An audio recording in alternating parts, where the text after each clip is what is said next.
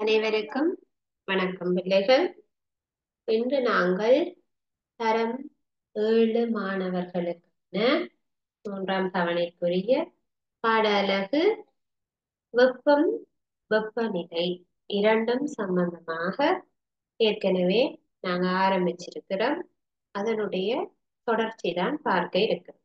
இப்ப நாங்க கடந்த வகுப்புல பார்த்திருந்த விடயம் வெப்பம்ண்டா என்ன, வெப்பநிலை என்றா என்ன,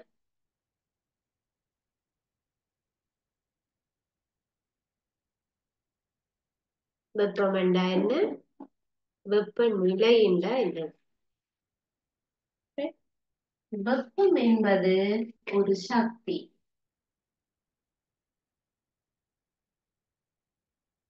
வெப்பம் என்றது சக்தி, வெப்ப சக்தி. சரியா? அப்ப வெப்பநிலை என்றா அது சூடாகவோ அல்லது குளிராகவோ இருக்குதுன்னா அதனுடைய அளவீடு. வெப்பம் சம்பந்தமான ஒரு அளவீடு சொல்லு.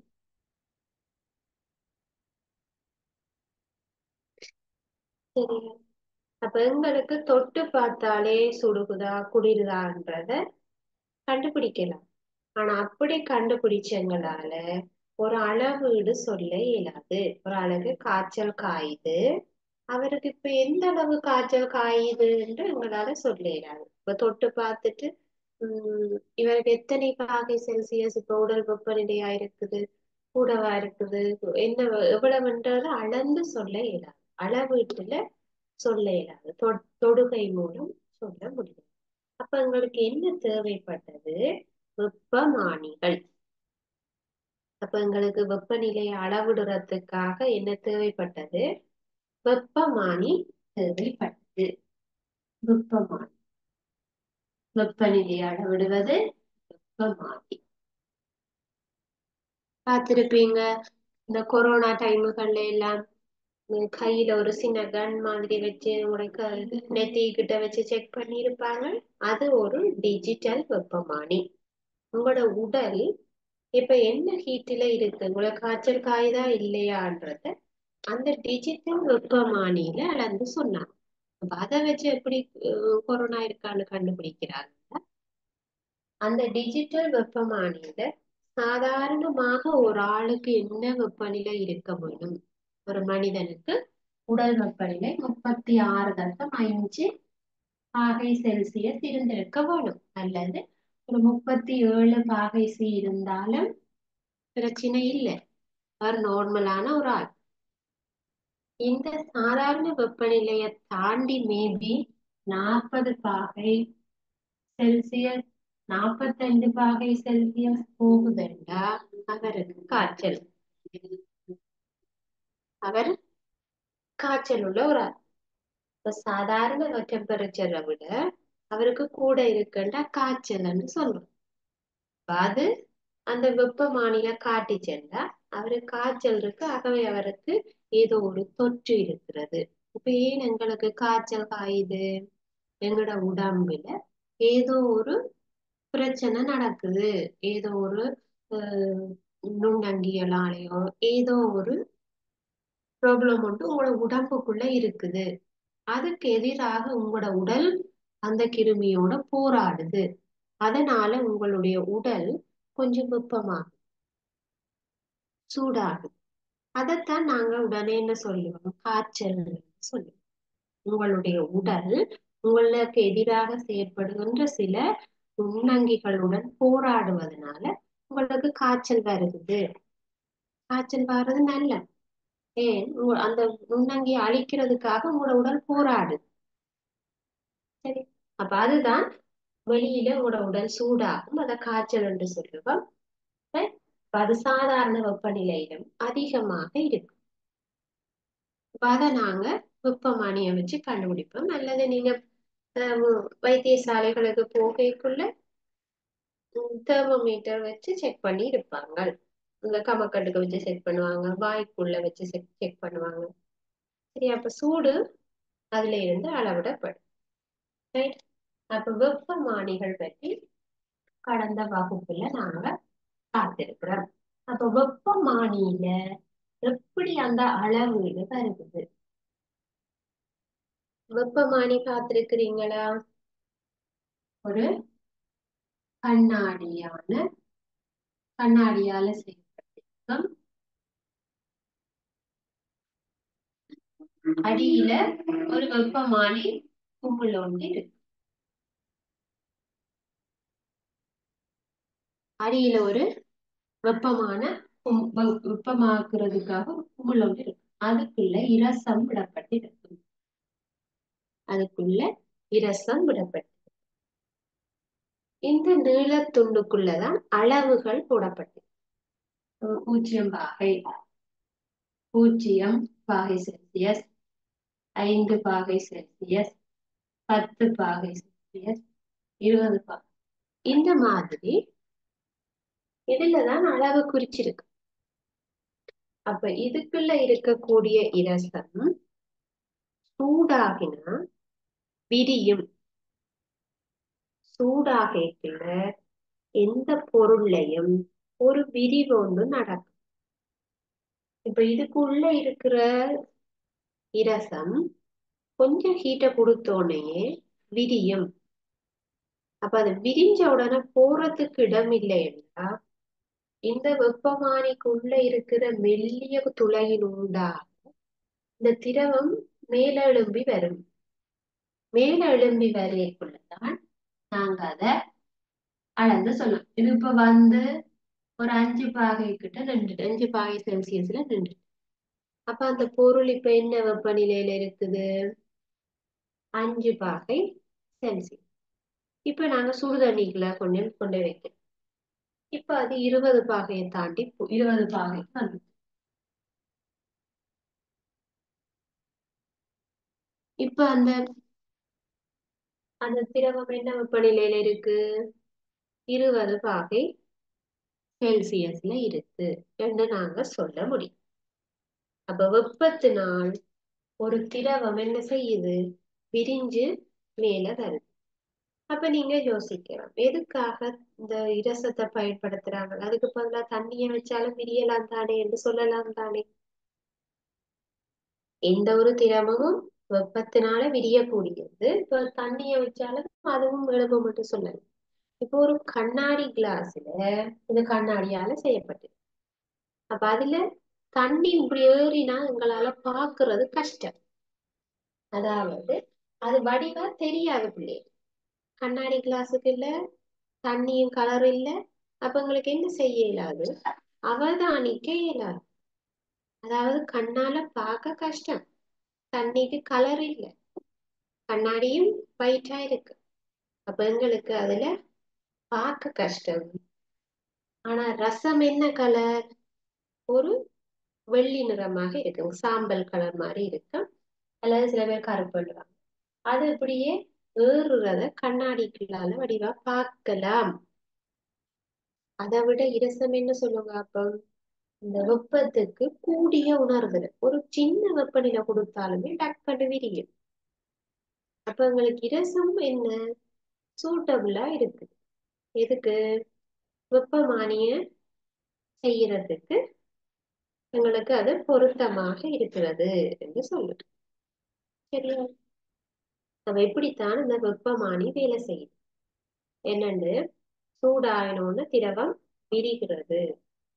திரவ விரிவை பயன்படுத்தி செய்யக்கூடிய உபகரணம் என்னன்னு கேட்டா என்ன சொல்லுவீங்க? வெப்பமானி.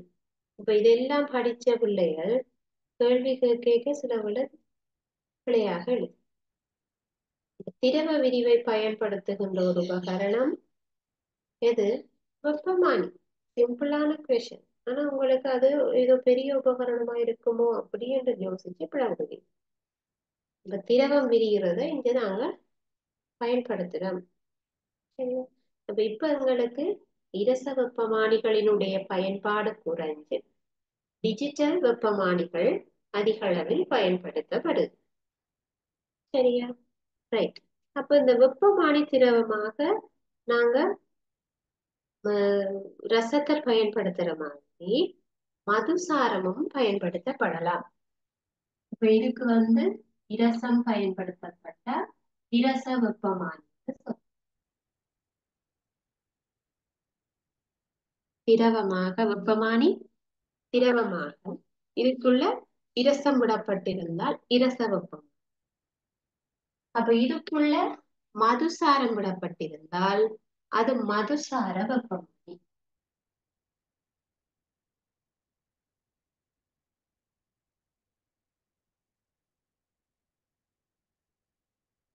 மதுசாரத்தை விட்டா மதுசார வெப்பமானி. இப்ப மதுசாரம் என்னது? நிறமற்றது. இப்ப தண்ணி மாதிரி வச்சுக்கொள்ளுங்க, நிறமற்றது. அப்ப அது பாக்குறது கொஞ்சம் கஷ்டம். அதுக்காக என்ன செய்வினம்? நிறமூட்டுவினம். நிறமூட்டுறா ஏதாவது ஒரு கலரை சேர்த்து விடும். ரெட் கலரை சேர்த்து விட்டோம், அந்த ரெட் கலர் இந்த கண்ணாடியால ஏறுறத கண்ணால வடிவ பார்க்கணும். சரியா? அப்ப அதுக்காக நாங்க மதுசாரத்துக்கு கலர் போடுவோம். அப்ப இந்த வெப்பமானிகள்ல மதுசார வெப்பமானியோ அல்லது இரச வெப்பமானியோ டிஜிட்டல் வெப்பமானியோ ஏதோ ஒன்று. இந்த வெப்பமானிகள்ல அளவு திட்டங்கள் 3 வகையாக இருக்கு. இப்ப நான் சொல்றேன் பாருங்க. இந்த இரச வெப்பமானியில பாகை செல்சியஸ் என்பது அளவு திட்டம். பாகை செல்சியஸ் என்பது ஒரு அளவு திட்டம். இதே போல பாகை ஃபாரன்ஹைட், பாகை செல்சியஸ், பாகை ஃபாரன்ஹைட், எஃப் என்ற அளவீட்டையும் நாங்க பயன்படுத்தலாம். அதே போல கெல்வின், கேபிட்டல் கே, கெல்வின் என்கின்ற வெப்பநிலையையும் அளவு திட்டத்தில் பயன்படுத்த முடியும். அப்ப வெப்பமானிகளில் 3 விதமான அளவு திட்டம் இருக்கு. 3 விதமான அளவு திட்டம் இருக்கு. இப்ப இந்த வெப்பமானி எதை காட்டுது? செல்சியஸ். எனக்கு பேர் செல்சியஸ்.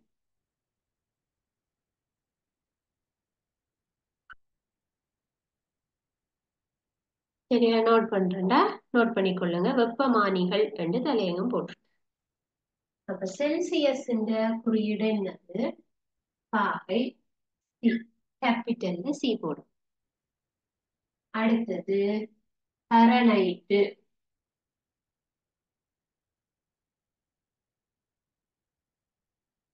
ஃபாரன்ஹைட் பாகை எஃப், பாகை எஃப் ஃபாரன்ஹைட்.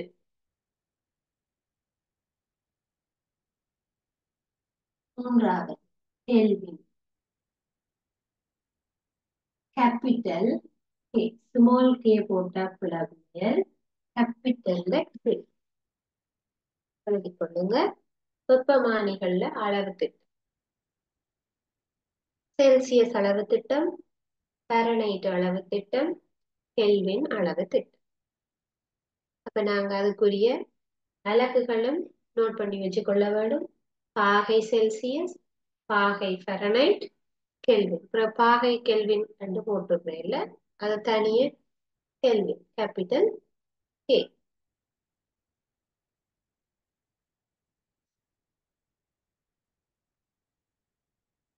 இது மூன்றுலையுமே நாங்க அளந்து எடுக்கக்கூடிய மாதிரி இருக்கும். சரியா? அப்ப ஆனா எங்களுக்கு கெல்வின் என்பதுதான் பிரதான அளவு திட்டம்.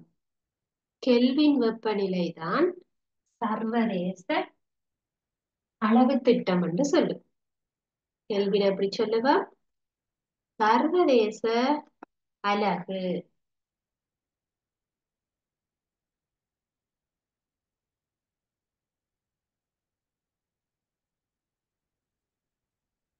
சர்வதேச அலகுன்னு கேட்டா கெல்வின்.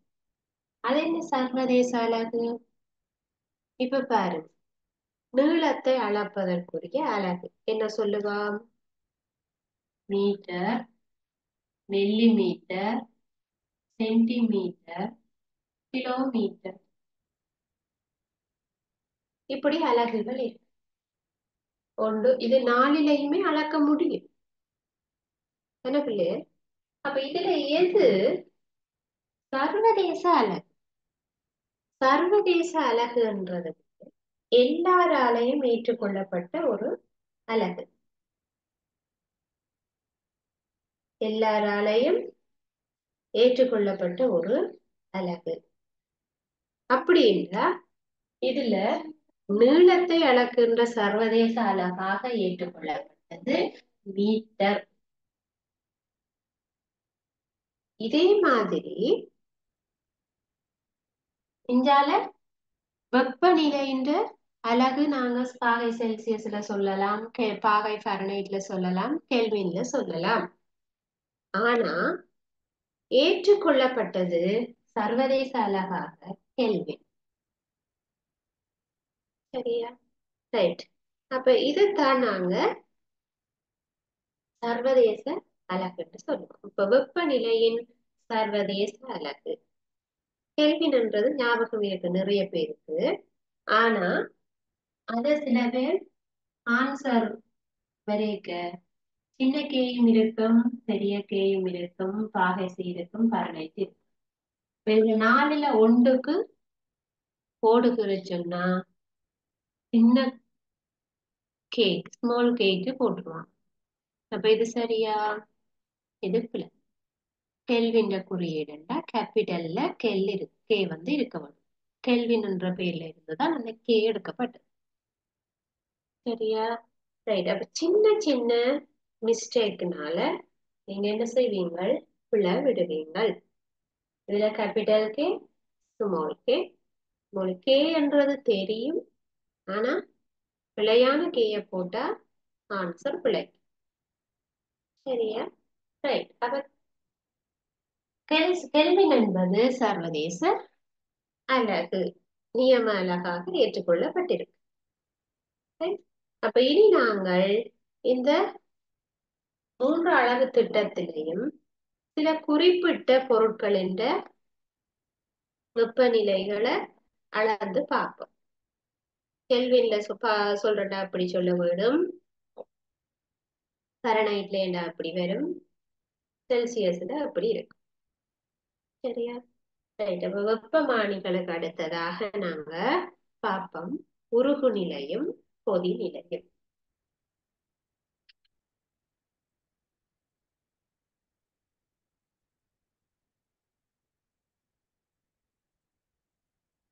உருகு நிலையும் கொதிநிலை.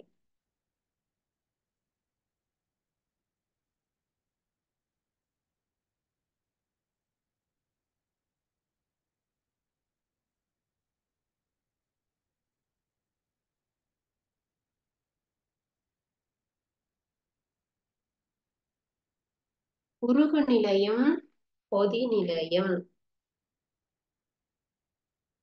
சரியா? ரைட். இந்த வசனங்கள் ஏற்கனவே உங்களுக்கு பழகி இருக்கலாம். உருகுது, கொதிக்குது என்ற வார்த்தையை நீங்க ஏற்கனவே கேட்டிருக்கிறீங்க. வீடுகள்ல இருக்குதானே பிள்ளைகள்? உருகுது, கொதிக்குது என்ற வார்த்தைகளை ஏற்கனவே கேட்டிருக்கிறீங்க. அப்ப இப்ப உங்களுக்கு உருகு நிலை என்றால் என்னன்னு கேட்டா அதுக்கு ஆன்சர் சொல்லக்கூடிய மாதிரி இருக்குதா? உருகு நிலை, ஒரு பொருள் உருகுது என்று நாங்க சொல்லுறோம். இப்ப உதாரணமாக பனிக்கட்டி, ஐஸ் கியூப்.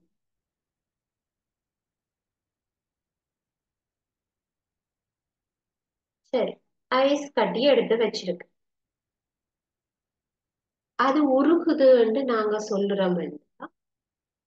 எப்படி இருந்தது, எப்படி மாறிது, அதை வச்சுத்தானே சொல்றோம். மாற்றம் ஒன்று நடந்ததை வச்சு கொண்டுதானே பிள்ளைகள் உருகு இருக்குன்னு சொல்ல போறோம். இப்ப என்ன செய்யறோம்? ஐஸ் கட்டியாக இருக்கும்போது திண்ம பொருளாக இருக்கு. ஒரு சடப்பொருள் 3 வடிவங்கள்ல இருக்கலாம். திண்ம சடப்பொருளாக இருக்கலாம், நீர் மாதிரி திரவ சடப்பொருளாக இருக்கலாம், அல்லது அது ஒரு வாயுவாக இருக்க முடியும். அப்போ இந்த பூமியில இருக்கிற எல்லா பொருளும் இந்த மூன்று வடிவத்துல ஏதோ ஒன்றுக்குள்ள அடங்கி இருக்கு. யோசிச்சு பாருங்க. மரமாக இருந்தால் திண்மமாக இருக்கு. ஒரு வீடு எடுத்துக்கொண்டா திண்மமாக இருக்கு. ஒரு ஜூஸ் எடுத்தோம்னா திரவமாக இருக்கு. ஒரு கேஸ் எடுத்தோம்னா வாயுவாக இருக்கு. அப்ப எல்லா பதார்த்தங்களும் திண்மம், திரவம், வாயு, அதாவது ஒரு சடப்பொருள் என்றால் இந்த மூன்றுக்குள்ள ஏதோ ஒரு வடிவத்துல இருக்கு. சரியா? அப்ப பாக்குறோம், ஐஸ் கட்டி என்பது என்ன நிலையில இருக்கு? ஐஸ் கட்டி என்ன நிலையில இருக்கு? திண்மம்.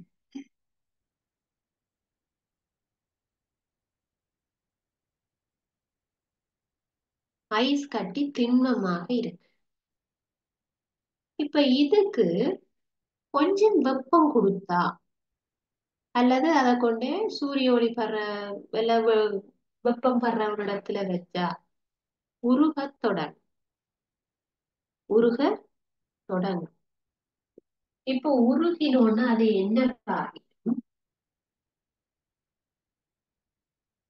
நீராக மாறிடும். ஐஸ் கட்டி தண்ணி ஆயிடும்.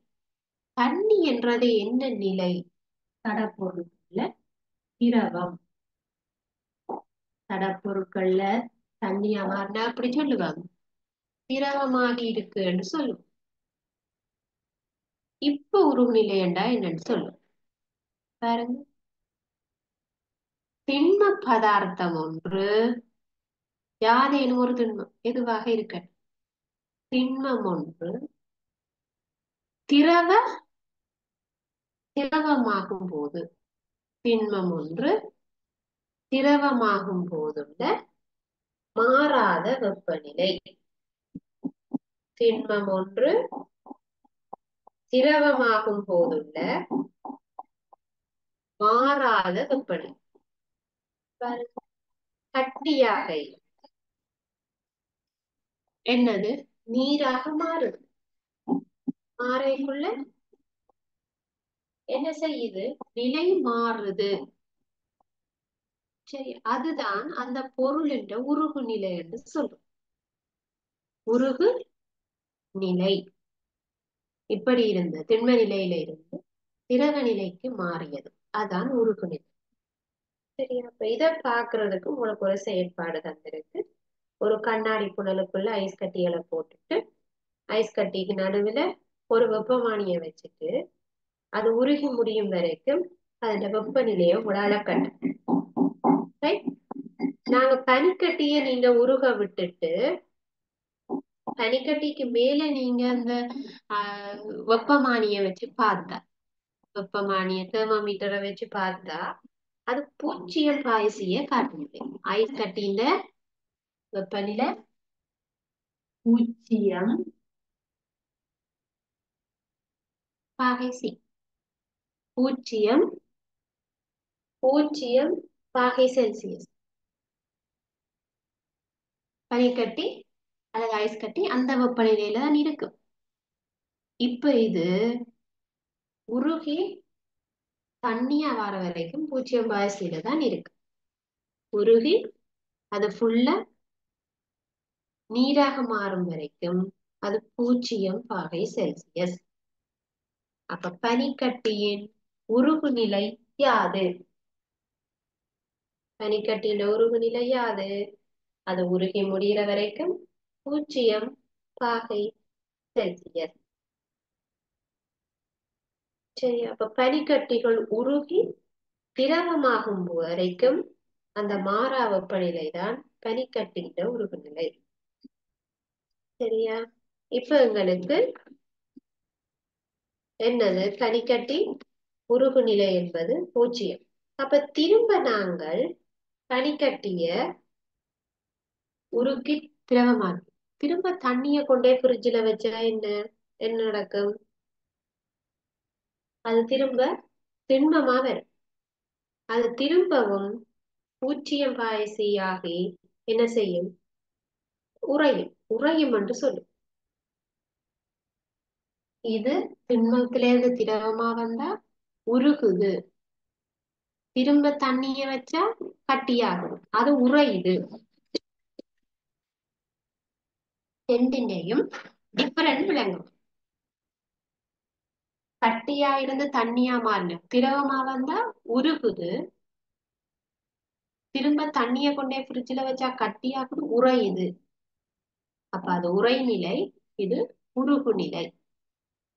விளங்கிட்ட? ரைட். அப்ப எங்களுக்கு பனிக்கட்டியின் உருகு நிலை 0 என்றது தெரிய வரும். இதுல இருந்து பனிக்கட்டியின் உருகு நிலை 0. ஆனா எல்லா பதார்த்தத்துக்கும் 0 பாசியே இருக்காது. பனிக்கட்டிக்குத்தான் உருகு நிலை 0. ஆனா மெழுகு ஒன்று உருகு நிலை 60 பாய்ஸ். மெழுகு என்றா 60 பாய்ஸ். ஈயம் எடுத்தீங்கன்னா 317 பாய்ஸ். இது ஒரு இரும்பு உருகக்கூடிய வெப்பநிலை 1539 பாகை வரைக்கும் போகும். அப்ப நீங்க யோசிக்கலாம், இரும்பு கூட உரு உருகும், இரும்பும் உருகும். சரியா? அடுத்ததாக பாப்போம் கொதிநிலை சம்பந்தமாக. உங்களுக்கு வேணுமென்றாப்பிலே பனிக்கட்டியின் உருகு நிலை 0 பாகை சி என்று எழுதிக்கொள்ளும்.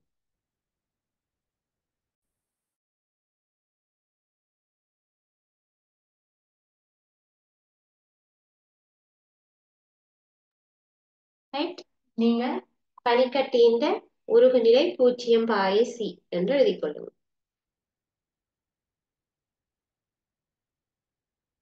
சரி, அடுத்ததாக பார்ப்போம் கொதிநிலை. கொதிநிலை என்றாப்பிலே இப்ப வீட்டுல கேள்விப்பட்டிருப்பீங்க, உலை கொதிக்குது, தண்ணி கொதிக்குது, இந்த மாதிரியான சொற்கள் கேள்விப்பட்டிருப்பீங்க. கொதிக்குதுன்றதுன்ற மீனிங் திரவமாக இருக்கிற ஏதோ ஒன்றுதான் கொதிக்க போகும். தண்ணியா இருந்தா தான் பிள்ளைகள் அது கொதிக்குதுன்னு சொல்லும். சரி, நீர் கொதிக்குது, அதை வச்சு கொள்ளுங்களேன். ஒரு நீர் இருக்குது, திரவம், திரவமாக இருக்கு தண்ணி. தண்ணி கொதிச்சா என்ன வரும்? நீரை சூடாக்கினா என்ன வரும்? கொதிச்சுட்டேன்னு என்னன்னு சொல்லுவீங்க? மேலால ஆவி வரும், நீராவி, அதாவது வாயு வரும். இப்படித்தானே திரவமாக இருக்கிற ஒரு பொருள் ஆவியாக வேணும், கொதிச்சு என்ன செய்ய வேணும்? வாயுவாக மாற வேணும். அப்பதான் தண்ணி கொதிச்சிருக்குன்னு சொல்ல போறோம். என்ன? அப்ப கொதிநிலை என்றா யாதாயினும் ஒரு திரவம் வாயு நிலைக்கு மாறும் வரை, ஒரு திரவ தண்ணியை எடுத்து அது நீராவியாக மாறும் வரை, வாயுவாக மாறும். நீராவி என்ற வாயு, நீரின்ற வாயு நிலை. அப்ப வாயுவாக மாறும் வரை வழங்குகின்ற அல்லது மாறும் போதுள்ள வெப்பநிலை கொதிநிலை என்று சொல்லப்படும். அத்திரவத்தின் கொதிநிலை. இப்ப தண்ணி கொதிச்சு ஆவியாக இருக்கிறது, தண்ணீர் கொதிநிலை. அப்போ ஒரு நீர் கொதிக்க வச்சோம்னா அந்த தண்ணி கொதிக்கும் போது அதன் வெப்பநிலை, அதாவது தண்ணி கொதிச்சிருந்தா அது 100 பாகை செல்சியஸாக இருக்கு. ஒரு நீரானது கொதிச்சிருந்தா, அதாவது ஆவி வருது என்ற டைம்ல நீங்க அதுல கலந்து பார்த்தா தெரியும், வெப்பமானியின் வாசிப்பு 100 பாகை செல்சியஸாக இருக்கு. அப்ப இந்த விஷயங்கள் நீங்க தெரிஞ்சு அல்லது ஞாபகத்துல இருத்திக் கொள்ளும். ஒரு பனிக்கட்டியின் உருகுநிலை 0, நீரினுடைய கொதிநிலை 100 பாகை செல்சியஸ். நீங்க 100 பாகை வந்தா பிறகும் நீங்க திரும்பவும் வெப்பமாக்கி கொண்டே இருந்தால், தண்ணிய திருப்பவும் சூடாக்கி கொண்டே இருந்தால் ஒன்றும் நடக்காது. அந்த தண்ணி முழுவதும் ஆவியாகி செல்லும். அதுக்கு மேல 101 பாகசி 102 பாகசி என்று ஒரு நாளும் வராது. 100 பாகை நின்று அந்த தண்ணி அவ்வளவும் கொதிச்சு ஆவியா போற வரைக்கும் 100 பாகை செல்சியஸ். இதுதான் நீரின் என்னன்னு சொல்றோம் கொதிநிலை. நீரானது கொதித்து வாயு நிலைக்கு மாறும் போதுள்ள மாறாத வெப்பநிலை. சரியா? இப்ப உங்களுக்கு சில பொருட்களின் கொதிநிலை தெரிஞ்சிருக்க வேணும். உங்களுக்கு அது அட்டவணையில தரப்பட்டிருக்குது. என்னென்ன பதார்த்தம் என்னென்ன வெப்பநிலையில இருக்குமென்று. அப்ப அதுல நாங்க ஒன்று பார்த்துட்டோம். நீரின் கொதிநிலை 100. நீருக்குத்தான் 100 புள்ளி. வேற வேற பதார்த்தத்துக்கு வேற வேற அளவு. என்ன அப்ப மதுசாரம் எடுத்தவன்டா அதுக்கு 77 பாகை. அப்ப பாருங்க, நீரை விட மதுசாரத்தின் கொதிநிலை குறைவு. 77 பாகசிலேயே அது ஆவியாக தொடங்கிடும். நீரெண்டா கொதிச்சு 100 பாகசியில தான் ஆவியாகும். மதுசாரம் 77 பாகசியிலேயே ஆவியாக தொடங்கி. சரியா? மெழுகு கொதிநிலை 80. அதுவே இரும்பினுடைய கொதிநிலை 2900. ஒரு இரும்பு கொதிக்க வைக்க வேணுமாக இருந்தால் அதை 2900 பாகை ஹீட் பண்ணும். யோசிச்சு பாருங்க, அது எப்படி எந்தளவு வெப்பம் என்று. ஒரு இரும்ப நாங்க தண்ணி மாதிரி கொதிக்க வைக்கிறதுக்கு 2900 பாகை செல்சியஸ் வெப்பநிலைக்கு ஹீட் பண்ணணும். சரியா? அப்ப இப்ப உங்களுக்கு கொதிநிலை என்னன்னு விளங்கி இருக்கு. சரியா? ரைட். அப்ப நாங்க ஒரு கொதிநிலை நீர் கொதிக்கிற வெப்பத்தை எப்படி அறிந்து கொள்ளலாம்? அதுக்கான ஒரு செயற்பாடு உங்களுக்கு தரப்பட்டிருக்கு. இப்ப நாங்க பனிக்கட்டியின் வெப்பநிலையை எப்படி அளந்தாலும் பனிக்கட்டிகளை ஒரு முகவையில போட்டுட்டு அதுக்கு நடுவில் வெப்பமானிய வச்சோம்னா அது காட்டும்.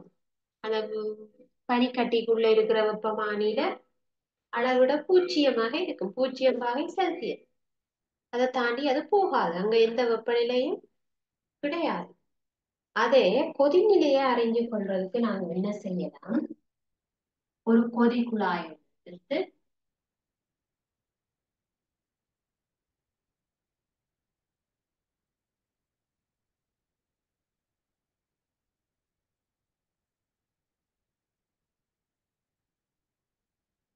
ஒரு கொதி குழாய் ஒன்றை எடுத்து அதுக்குள்ள நீரை எடுத்து கொண்டு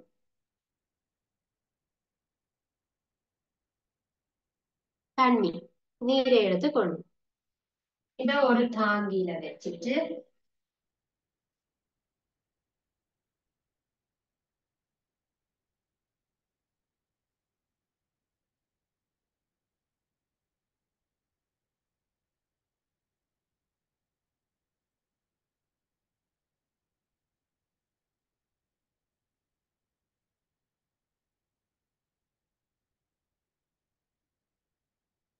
ஒரு தாங்கியில பொறுத்துறோம். இப்ப நாங்க இந்த தண்ணிய வெப்பமேற்ற போறோம். ஹீட் பண்ணுவோம். கீழே ஒரு பன்சன் சுடர் அடுப்பு வச்சு வெப்பம் வழங்குறோம்.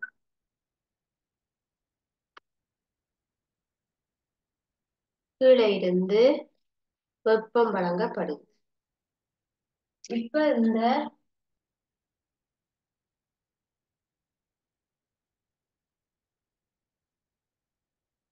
நீருக்குள்ள வெப்பமானிய போடுறோம். நீருக்குள்ள வெப்பமானி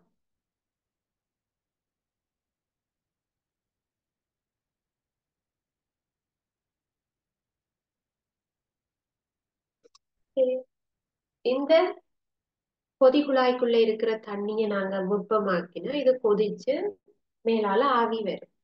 அந்த ஆவி வரும்போது நீராவி வரைக்கு கொதிச்சு தண்ணி ஆவியா வரைக்கும் இந்த வெப்பமானியை நாங்க அளவிடைய பார்த்தா கண்டுபிடிக்கலாம். தண்ணி கொதிக்க 100 பாகை செல்சியஸா இருக்கு. 100 பாகை செல்சியஸா இருக்குன்றத கண்டுபிடிக்கணும். தண்ணிய கொதிக்க செய்து அதுக்குள்ள வெப்பமானிய போட்டு தண்ணி கொதிச்சு ஆவி வரைக்குள்ள இந்த வெப்பமானி எடுத்து பார்த்தா அது 100 பாகை செல்சியஸ்ல நிக்கும். சரியா? இப்ப தொடர்ந்து வெப்பத்தை வழங்கிக் கொண்டிருந்த போதும் வெப்பமானியில 100 பாகை மாறாது. அதே அளவு வெப்பநிலையில இருக்கிறத பார்க்க முடியும். சரியா? இப்ப இன்றைக்கு நாங்க பார்த்த விடயம் வெப்பமானிகள். அதுல அளவு திட்டம் 3 வகையாக இருக்கு. செல்சியஸ் அளவு திட்டம், ஃபாரன்ஹீட் அளவு திட்டம், கெல்வின் அளவு திட்டம். 3க்கும் உரிய குறியீடு தெரியும். செல்சியஸ் என்றா பாகை சி, ஃபாரன்ஹீட் என்றா பாகை எஃப், கெல்வின் வெப்பநிலை கேபிட்டல் கே. அதே போல சர்வதேச ரீதியாக ஏற்றுக்கொள்ளப்பட்ட அலகு கெல்வின் வெப்பநிலை. அடுத்ததாக நாங்க என்ன பார்த்திருந்தோம்? உருகுநிலை என்றா என்னது, கொதிநிலை என்றா என்னது? பனிக்கட்டி ஒன்றுண்ட உருகுநிலை என்றா 0 பாகை செல்சியஸ். நீரினுடைய கொதிநிலை என்பது 100 பாகை செல்சியஸ். சரி, அப்ப இன்றைக்கு படிச்ச விஷயத்துல இருந்து சில வினாக்களை எழுதி கொள்ளுங்க.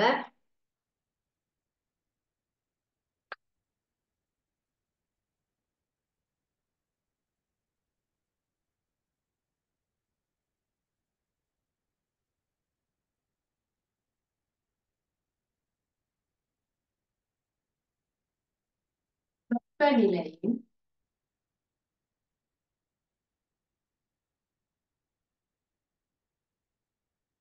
சர்வதேச அலகு எது?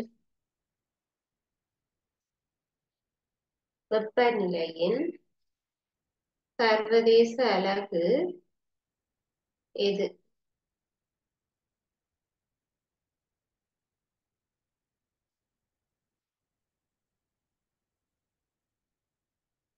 இரண்டாவது, உருகுநிலை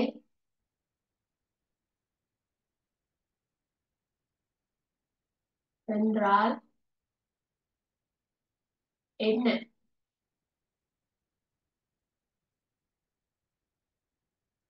உருகுநிலை என்றால் என்ன?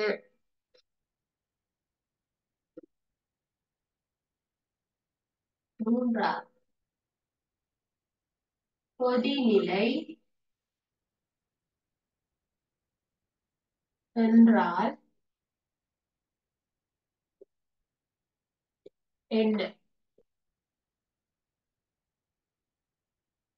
கொதிநிலை என்றால் என்ன?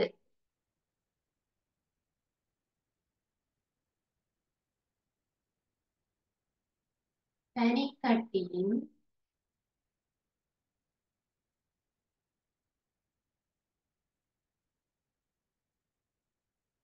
உருகுநிலை யாது? பனிக்கட்டியின் உருகுநிலை யாது?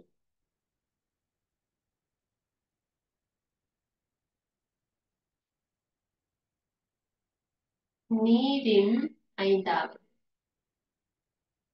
கொதிநிலை யாது?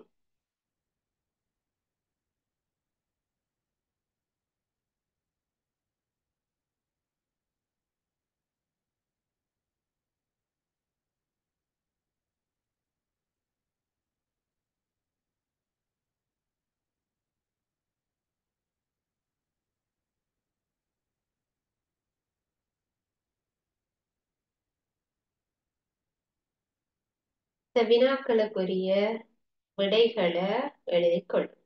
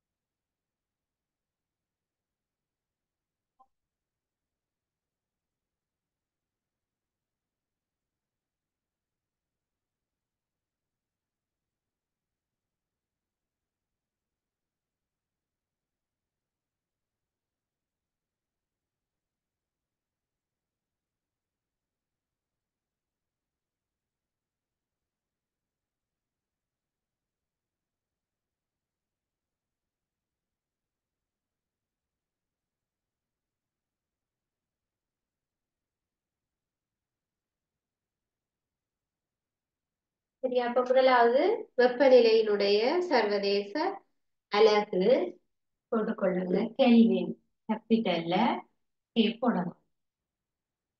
உருகுநிலை என்றா என்னது? திண்மமாக இருக்கிற ஒரு பதார்த்தம் திரவமாக மாறும் போதுள்ள குறித்த வெப்பநிலை. கட்டியா இருக்கிற ஒன்று தண்ணியா அது உருகுது. கொதிநிலை என்றா என்னது? திரவமாக இருக்கிற ஒரு பொருள் திரவம் என்றா நீரமாக திரவமாக இருந்து தண்ணியாக இருந்து என்ன செய்யுது? ஆவியாகுது. கொதிச்சா ஆவியாகுது, வாயுவாக மாறும் என்று சொல்லு. அப்ப வாயுவாக மாறும் போதுள்ள குறித்த வெப்பநிலை அதுதான் கொதிநிலை என்று சொல்லு. பனிக்கட்டியின் உருகுநிலை. பனிக்கட்டியின் உருகுநிலை எவ்வளவு பார்த்தோம்? பனிக்கட்டி உருவேக்க 0°C. 0°C. 0°C.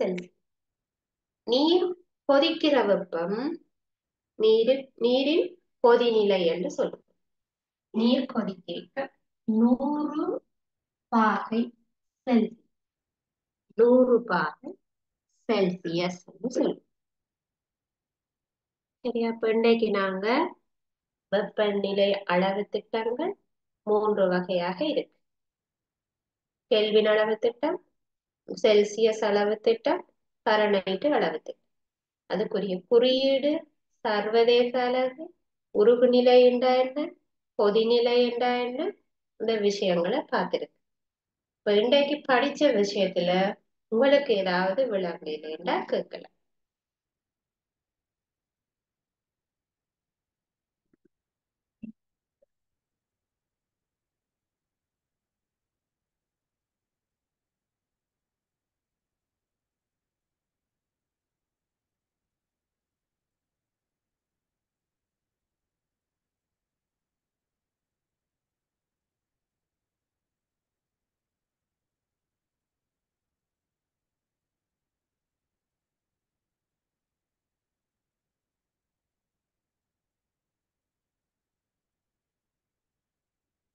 உங்களுக்கு இந்த விதமான டவுட்டும் இல்லையண்டா நாங்க இதோட வகுப்பை நிறைவு செய்து கொள்ளுவோம். இன்னொரு வகுப்புல உங்களை பார்க்கலாம். Thank you so much.